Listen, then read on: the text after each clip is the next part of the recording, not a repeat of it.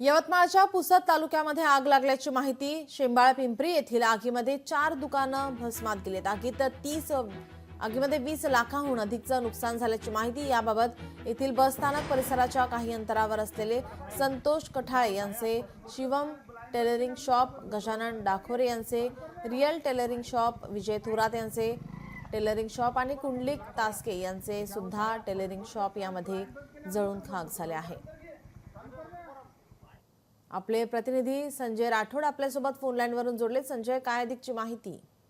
नक्की नीलम, एकंदर पाहिलं तर यवतमाळ जिल्ह्यातील पुसद तालुक्यातील शेंबाळ पिंपरी या ठिकाणी जे आहेत मध्यरात्री अचानक आग लागल्याने यामध्ये 4 दुकाने जे आहेत जळून खाक झाले आणि दुचाकी सुद्धा या ठिकाणी जळून खाक झालेले। एकंदरीत पाहिलं तर या ठिकाणी ग्रामस्थांचं मोठ्या प्रमाणात नुकसान झालेलं आहे। या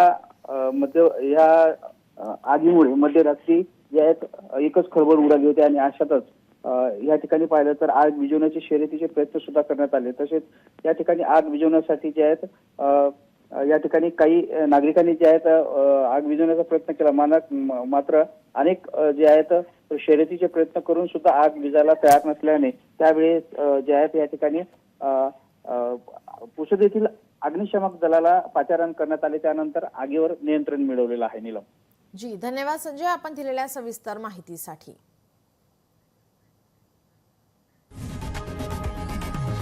लोकशाही मराठी ऐका, पहा, जागरूक रहा।